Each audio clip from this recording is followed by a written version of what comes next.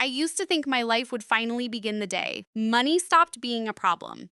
I had a very clear picture of it too. No alarm clock, no bills sitting unopened, no panic at the grocery store, no pretending I was fine while calculating my credit card balance in my head. Then the inheritance came, and for a few months, it really did feel like air returning to my lungs. I paid off the debt, I fixed the car, I helped my parents, I moved out of the apartment where the upstairs neighbor sounded like he was bowling at midnight. Everyone told me I was lucky, and I was. But luck is a strange word when the money arrives because someone you loved is gone. Nobody prepares you for that combination of grief, guilt, relief, and buying power all landing in the same season. If you like honest personal finance stories without hype or fake certainty, subscribe to the channel before we go deeper, because this is not a story about wasting money. It is about how easy it is to confuse financial relief with emotional healing.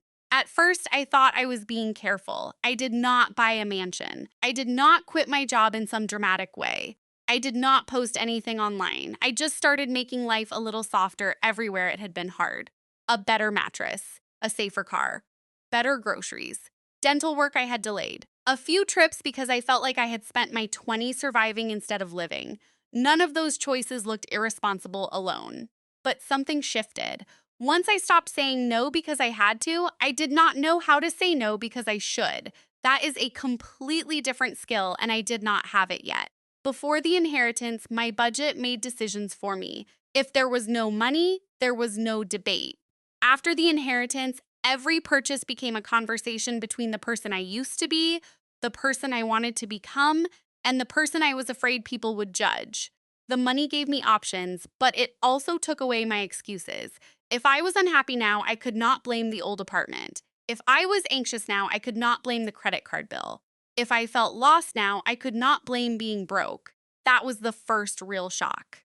Sudden wealth did not make me feel powerful. It made me responsible for parts of my life I had been postponing for years. I started doing something I did not expect. I began spending money to make decisions disappear. If I was tired, I ordered food.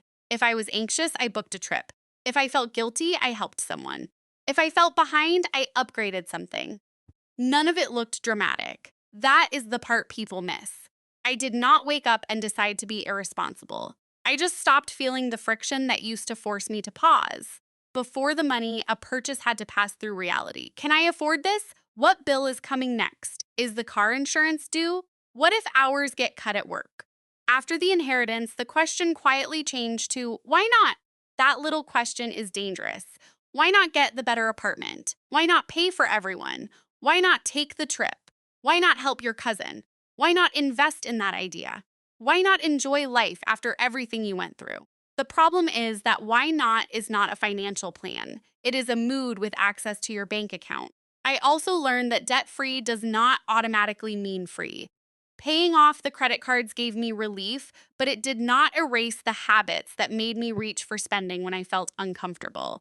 That was hard to admit because I wanted the inheritance to be a clean line in my life. Before and after, struggle and peace, old me and new me, but money does not divide a life that neatly. The old patterns came with me, the fear of missing out, the need to prove I was okay, the shame around saying I could not afford things even when I technically could, the habit of using spending as a way to feel safe for a few hours.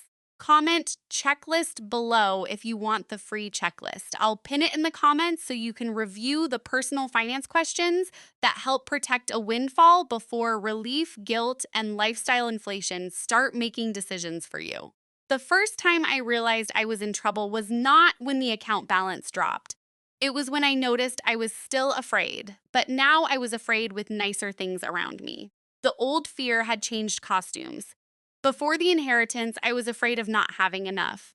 After the inheritance, I was afraid of ruining the one chance I had been given. That fear made me overmanage some things and ignore others. I checked my investment account too often, but I ignored the fact that my monthly spending had quietly doubled. I read about index funds, but I did not want to look at what I was spending on restaurants, travel, and helping people. It is easier to feel responsible when you are researching investing than when you are admitting your lifestyle has started leaking. Research feels smart. Looking at your own behavior feels personal. The first real trap was treating one time money like a new salary. I had received a lump sum, but my brain started acting like the money would refresh itself every 2 weeks. That is how a windfall becomes a paycheck it can never actually be. The second trap was helping without rules. I wanted to be generous because I knew what pressure felt like. But without a giving plan, every request became a small emotional trial. If I said yes, I felt useful. If I said no, I felt guilty for days. The third trap was lifestyle inflation that looked like healing. I told myself I was not showing off. I was just giving myself the life I had missed: better clothes, better flights, better dinners, better weekends, better everything. But better can become a treadmill. The first upgrade feels powerful, the second feels deserved, the third feels normal. After a while, you are not celebrating the money anymore. You are maintaining the new version of your life that the money created. Here is the psychological trap. I did not want to go back to feeling small. So every time I had a chance to choose the cheaper option, the slower option, or the quieter option, part of me heard it as returning to the old pain. That is why I kept choosing more. Not because more was always better, but because less felt too much like before. And this is what sudden wealth revealed about me. I had not only wanted financial security, I had wanted proof that the hard years were over, and proof is much more expensive than security. Think of a windfall like taking a backpack off after carrying it for 10 miles. The first feeling is relief. Your shoulders lift, your body feels lighter. You think the hard part is over. But after a few minutes, you realize the backpack was not only weight, it was also structure. It told you how to walk, how to balance, how much energy to save, and what mattered next. That is what happened to me. Being under financial pressure was painful, but it gave my life a strange kind of clarity. Pay the bills, avoid more debt, get through the month, keep going. After the inheritance, I had freedom, but I did not have clarity. And without clarity, freedom can turn into wandering with a nicer debit card. The turning point came when I stopped asking whether I could afford something and started asking what job the money was supposed to have. That one question slowed me down more than any budgeting app ever did. Some money had to protect me. Some had to grow quietly. Some had to cover taxes. Some could be used for family. Some could be enjoyed without guilt. But no dollar was allowed to serve every emotion at once. I also made a rule that helped more than I expected. No major decision during a strong feeling. Not guilt, not excitement, not grief, not fear, not pride. If the feeling was loud, the decision had to wait. That rule saved me from more than one expensive version of myself. The version that wanted to rescue everyone. The version that wanted to prove I was no longer struggling. The version that wanted to erase grief with motion. Comment checklist below and check the pinned comment. I'll leave the free checklist there so you can review the simple questions that protect a windfall before relief, guilt, and pressure start spending it for you. The first practical step is to pause before upgrading your fixed life. Do not rush into the bigger rent, the bigger mortgage, the better car, the private school, or the lifestyle that requires the windfall to keep acting like income. Second, create a giving plan before guilt gets a voice. I learned that generosity feels cleaner when it has rules, because rules stop every emotional request from becoming a test of your love. Third, keep enough money boring. Boring money pays taxes, sits in reserves, grows in long-term investments, and protects you from needing every decision to feel exciting. Fourth, stop using upgrades as emotional proof. A better car can be useful. A safer home can be wise. But if every purchase is trying to prove the hard years are over, the hard years are still making the decisions. Fifth, keep doing something that makes you feel useful without spending. Work, volunteer, build, learn, train, mentor, serve. It does not have to impress anyone. It just has to remind you that your life is more than what the account can buy. Slowly, I realized the inheritance was not supposed to become my personality.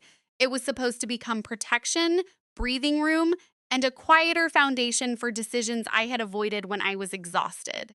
The big reveal is that sudden wealth does not heal the old version of you. It gives that old version more power unless you slow down and build better rules. More money can remove the emergency, but it cannot remove the emotional habits you built while surviving it. So look at your own life honestly. Even before a windfall, where are you spending to feel safe, saying yes to avoid guilt, or waiting for more money to solve something that actually needs a boundary? Comment checklist below and check the pinned comment.